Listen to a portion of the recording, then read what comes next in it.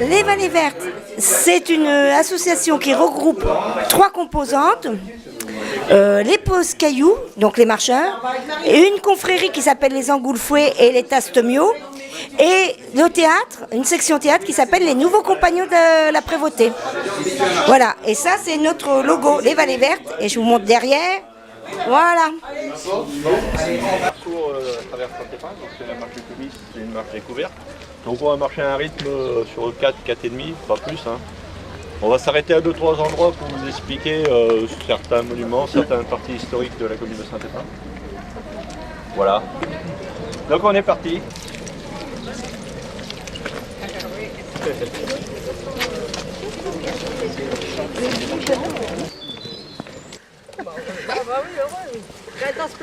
Formidable. Donc là on est un petit peu sur un haut lieu d'histoire de la commune de Saint-Épin. À l'époque c'était pas la commune de Saint-Épin, c'était une partie seigneurale qui s'appelait Montgauget et ça appartenait au seigneur de Sainte-Maure. Là ici on est sur des anciennes ruines du château de Montgauget où il y a 4 grosses tours d'angle qui ont été faites au 12e. Et là on est sur des façades, on est un peu caché par les arbres et puis comme c'est une propriété privée on ne peut pas rentrer dedans. Pour en terminer, donc là il est dans cet état là aujourd'hui à cause de 2 gros incendies. Donc fin 19e, le propriétaire à l'époque l'a fait rénover entièrement, restaurer et puis alors a priori ça serait suite à la fête de la fin des travaux. Quand tout le monde dormait, il y a des braises d'une des cheminées qui sont tombées sur un tapis et qui ont après enflammé le château. Tout était en bois à l'intérieur. Et il y a juste l'aile de droite qui a été sauvée un petit peu, mais tout le reste a brûlé entièrement. Donc les propriétaires étaient presque ruinés. Et la deuxième partie a brûlé pendant en 1943, pendant la deuxième guerre. On ne sait pas trop l'origine de l'incendie, si c'est parce qu'il y avait l'occupation, il y avait les résistants. On ne sait pas trop l'origine de l'incendie. Là vous avez des grands cèdres, ils ont été plantés fin 19e, la période de Napoléon. Donc bonjour, c'est la deuxième groupe. Une voiture, derrière, un véhicule, à droite. On a l'ancien prieuré des Minimes, donc c'est pareil, ça date du 12e. Donc c'était des moines qui étaient là, et donc il y avait un lavoir, et puis la tourelle qui reste, sont partis un petit peu de ce qui renfermait le... Donc là en périphérie, là on a une quinzaine de fermes qui appartenaient au seigneur du château. Et, donc au jour d'aujourd'hui, il y a encore des descendants qui s'appellent les Tsinetti, qui ont tout vendu parce que c'était trop cher, donc ils ont vendu les fermes, et les descendants ont gardé chacun une ferme à eux. Elle était pas perdue, comme ça.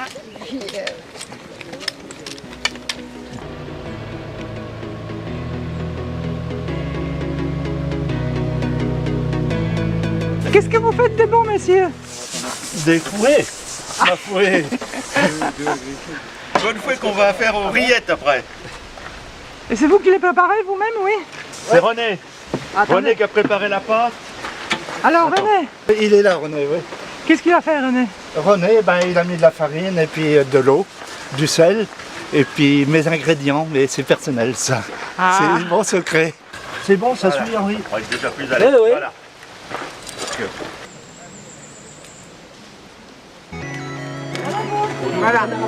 Voilà. Voilà. Non. Oui.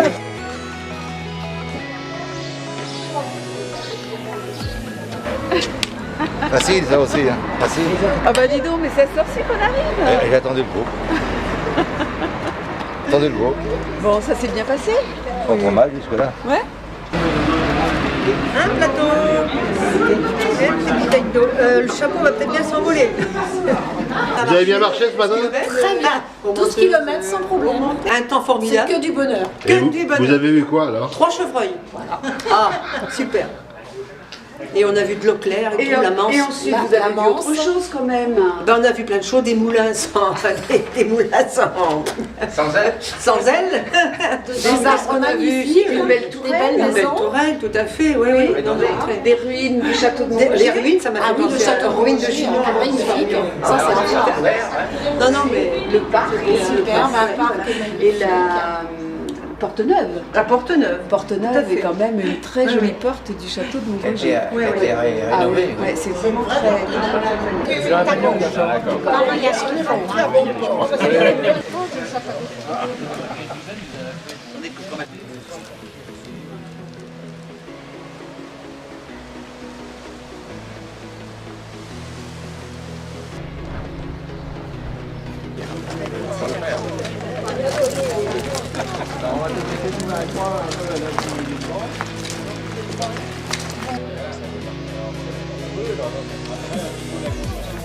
Bienvenue à la ferme du Gros Buisson. Donc on va vous proposer deux ateliers entre guillemets découvertes. Donc il y a un atelier safran et un topo sur la farine fraîche. Donc je m'occupe de la farine, Véronique s'occupe du safran. Déjà je vous souhaite la bienvenue. Je vais faire un petit topo un peu général de la ferme. Donc Pascal est agriculteur depuis 20 ans sur 110 hectares sur Saint-Pépin. Donc les terres sont autour de la ferme. C'est une ferme qui appartenait à ses parents, qui appartenait à ses grands-parents. Donc une petite production de safran et puis une petite partie de la production de blé qui va être transformée en farine. Alors le safran, la production de safran, déjà je vous montre le bulbe. Vous savez, dans les crocus, c'est un crocus. Il y a 40 variétés de crocus, mais il n'y en a qu'un qui produit du safran, c'est le crocus sativus. Sur le pic de production, alors je vous montre. Vous voyez, on a nos petits paniers, on ramasse nos fleurs tous les matins. Combien il faut ça pour ramasser les fleurs? On n'est que tous les deux, oui. Et les enfants à la main, tout se fait à la main, tout se fait à la main. Donc là, c'est une moyenne production de la journée, mais quand même, il y a du boulot. Ça a des propriétés tonifiantes. Certains diront que c'est aphrodisiaque, disons que c'est un tonifiant, et aussi par rapport à la digestion. Donc nous, sur la ferme ici, la grosse production qu'on a eue l'année dernière, c'est 140 grammes. C'est énorme, parce que pour faire 1 gramme de safran, il faut ramasser 150 fleurs en moyenne. Donc 150 fleurs, si vous voulez, comme tout se fait à la main, eh bien c'est du boulot. Sublime et subtil. Et pourquoi en Touraine, c'est des extérieurs? Oui, alors pourquoi en Touraine? D'abord, la capitale du safran, c'est du côté d'Orléans, la capitale mondiale du safran. Parce qu'il faut en produire beaucoup. Enfin, vous avez vu, 150 fleurs pour 1 gramme. Donc on dit que c'est le prix de l'or. Vous trouverez, c'est l'or rouge de la cuisine. C'est un cake salé au safran de Touraine, qui est préparé. Vous voyez, moi j'ai une gamme de farine, une gamme de produits sucrés et salés. Et dans les cakes salés, il y a ce que j'ai appelé l'apéro chic pour Amis Chouette. C'est le cake au safran qui se présente en apéritif. Il est sensible à ça ou pas, il y en a qui n'aiment pas du tout, il y en a qui adorent. Et il vient souvent en marque. Un céréalier tout seul qui vend en négoce, il voit pas prendre. On a un rendement à peu près de 70 kg de farine par heure. La farine passe dans cette meule et puis après on a un jeu de tamis. En fait, on a un jeu de tamis qui va nous faire les différentes farines. Alors, les différentes farines, justement, les différentes farines, elles sont ici. En fait, ici, on produit, à partir du blé, on produit 3 types de farine. La farine complète, la semi-complète et la farine, ce qu'on appelle ici la farine blanche. D'accord ? Et puis là, vous avez une farine encore plus blanche. C'est la plus blanche de chez Blanche. C'est la farine industrielle, donc celle que l'on ne produit pas ici. Donc moi, sur l'exploitation, j'utilise des produits phytosanitaires pour lutter contre les herbes, pour lutter contre certaines maladies. Moi, j'en utilise, mieux je me porte, mais au jour d'aujourd'hui, je ne sais pas faire autrement pour arriver à gagner ma vie et pour proposer un produit dit de qualité. C'est-à-dire, qui dit de qualité, vous avez peut-être entendu parler de l'ergot, vous avez peut-être entendu parler du charbon. C'est des choses qui ont existé, qui existent, qui reviennent. C'est ce que je veux passer comme message, c'est que c'est pas ni noir d'un côté et blanc de l'autre. Il faut trouver le juste compromis. Les farines sont classées en fonction, il y a un T. T45, T55, je pense que ça vous parle. Donc en général, ce que l'on achète pour faire les pâtisseries, on est sur la T45, la T55. Si je me trompe, Non, j'arrive à plus me tromper maintenant. Donc en fait la farine blanche ici, on sera plutôt sur une T65, T70. Sur la semi-complète, on sera plutôt sur une T80, 85. Et la complète, on sera sur une T110. Le 110. Alors savez-vous ce que veut dire le T en fait? Ben, en fait le T c'est le taux de cendre. C'est-à-dire que par exemple sur la farine industrielle, vous prenez 100 g de farine, vous la faites brûler pendant, je crois c'est 1 heure, un truc comme ça, et vous récupérez les cendres. Donc vous allez embrûler 100 g de farine, vous allez récupérer à peu près 4 grammes et demi de cendres. Les cendres, c'est les minéraux, on est d'accord. Les minéraux, c'est normalement ce qui nous nourrit. Vous prenez une T110, vous allez récupérer 11 grammes de cendres. Donc celle-là est sûrement très bonne, mais celle-là est sûrement plus nourrissante. Voilà.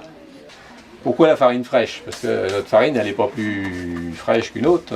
L'industrielle et la nôtre, elle est de la même température. En fait, c'est la farine fraîchement moulue. Pourquoi?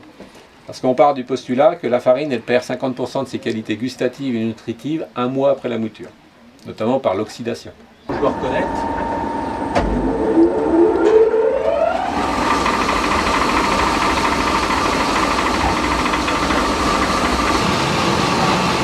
Là, on est sur de la semi-complète. Alors, on n'a absolument pas le même rendement qu'en minoterie. En fait, en minoterie, le blé, la farine, peut faire jusqu'à 12 passages dans les cylindres pour être vraiment laminé, on va dire. C'est vrai qu'on va...